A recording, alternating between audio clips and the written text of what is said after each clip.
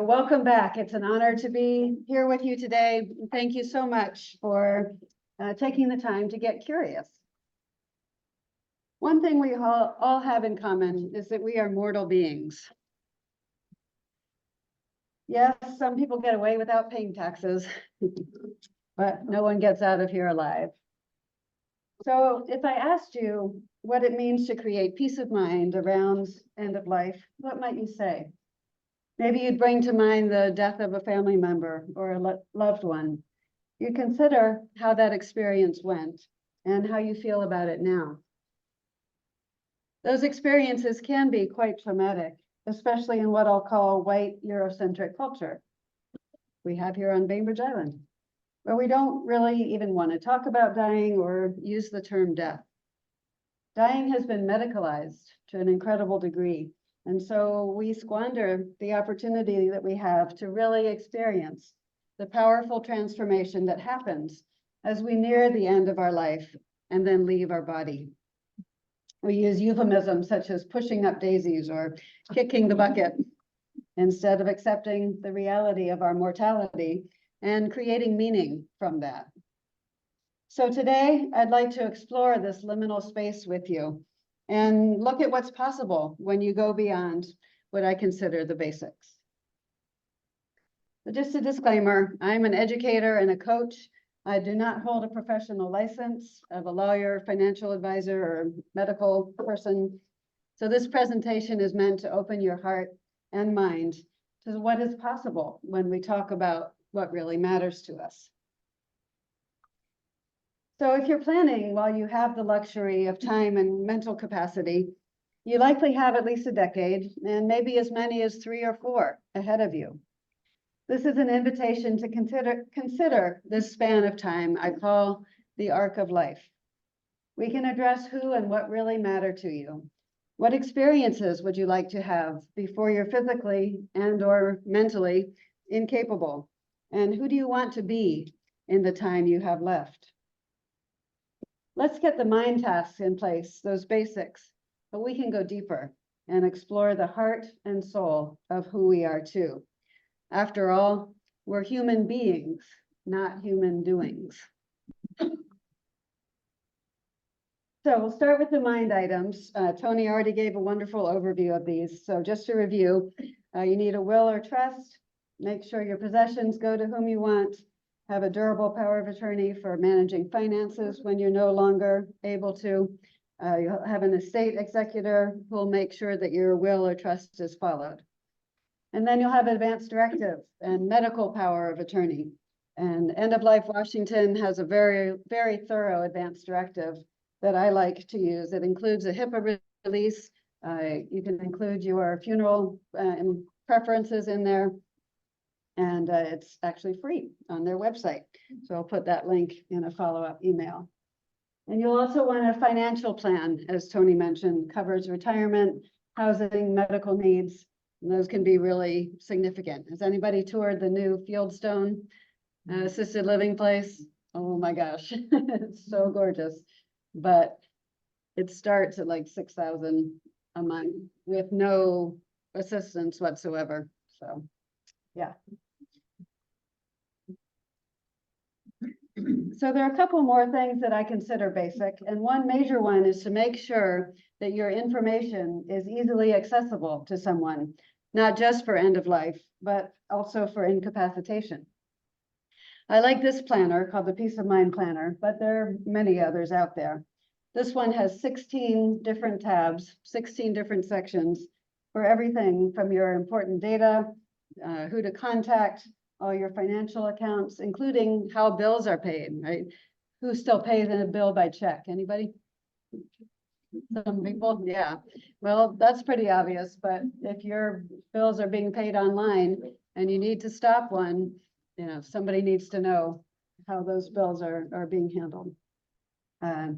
You'll make a plan for who to care for your pets, right? You don't want to just leave them to be abandoned.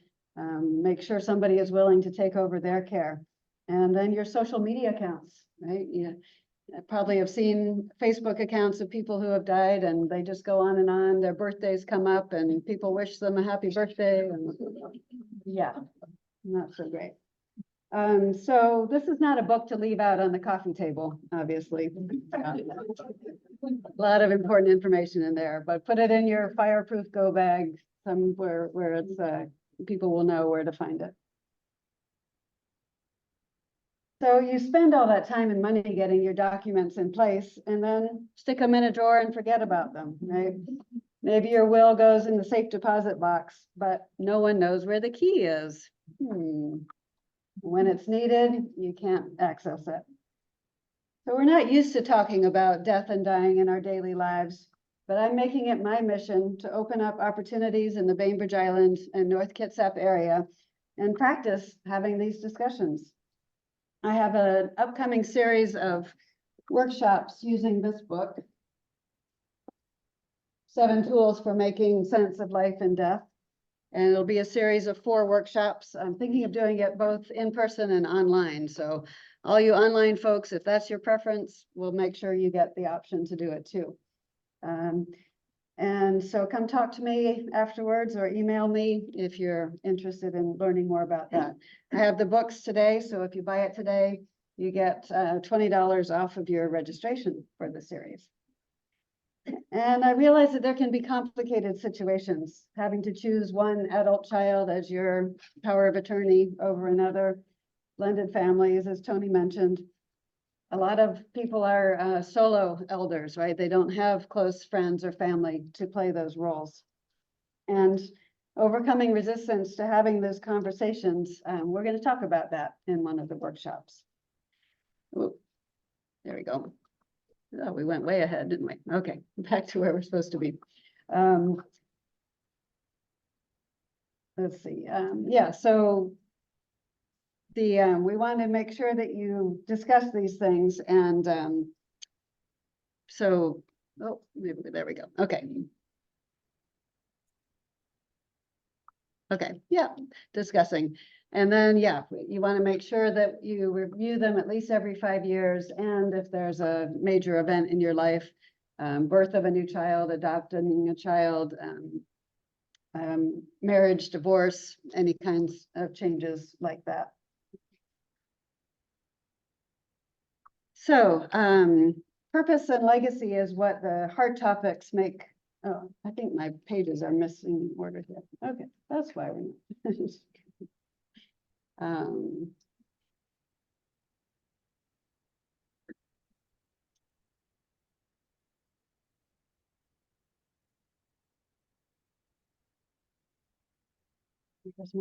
Well, we're just gonna, okay, yes, heart topics. There we go. Found my place.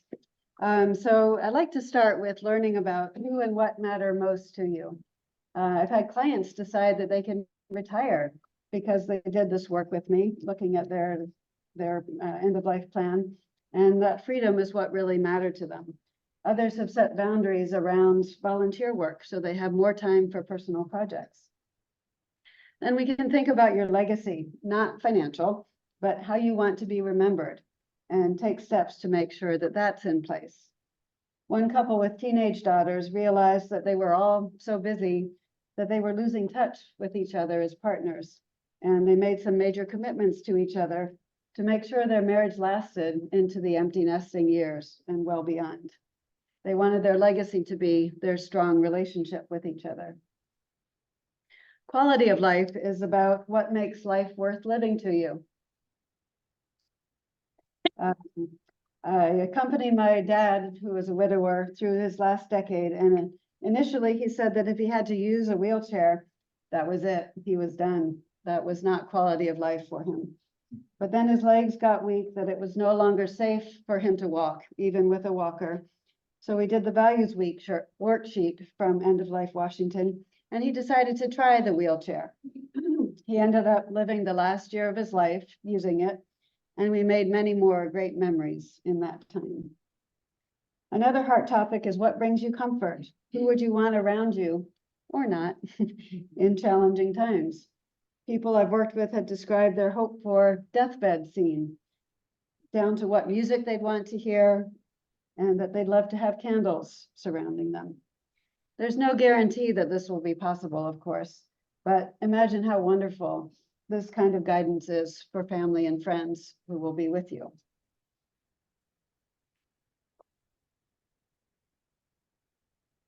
So purpose and legacy is what makes the heart topics, what we address in the heart topics. But I also love these soul topics because it takes us to the next level in terms of getting comfortable with what I call the reality of our mortality. As I said before, no one makes it out of here alive. This is an opportunity to examine how loss has impacted our life. And as many have mentioned, it's not just losing people. We experience endings in relationships, jobs, homes, and more. Part of what's in the way may be unresolved conflicts. One of the most common deathbed regrets is not taking steps to clear the air and leave this life with less heartache. But sometimes we just have to let things go. There's a lot of letting go of things as we age, and ego and possessions are two of the biggest. Last but not least, two of my favorite topics, the spiritual aspects of death. And by spiritual, I mean, gotta pause, the absolute miracle of being alive. Can you feel that? We're here in this room together. We're here with you all online.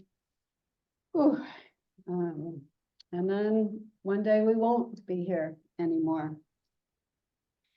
There are varying religious beliefs about afterlife, and I'm not out to convince anyone differently or challenge them. Since I started doing this work, however, I have experienced communication from loved ones, both mine and those of others from across the veil. I know mediumship is not something we talk about every day, but there I was working with a client online, and suddenly Uncle Charlie was here. And I heard this voice saying, you got to tell your client that Uncle Charlie is here. And I told them, and they had an Uncle Charlie who had passed. So it doesn't surprise me that spirits want to reassure their loved ones that they're okay. Hearing from them can alleviate fear in amazingly beautiful ways. Something to consider. And now I've got chills all over, and that means we got so many loved ones, your viewers who are here. Whew. All right, so that's a lot to take in. Let's pause and take in a deep breath through your nose, raising your shoulders. Blow it out, let your shoulders drop. Shake your hands a little bit. Whew. Yeah. So I'll leave you with three principles for successful advanced care planning. First, get educated. Explore the full scope of possibilities for making the most of the sacred transition that we will all experience. Next, make decisions. Based on your explorations, decide what you want and make sure those wishes are put down in writing. This will allow you to live more fully in the present moment.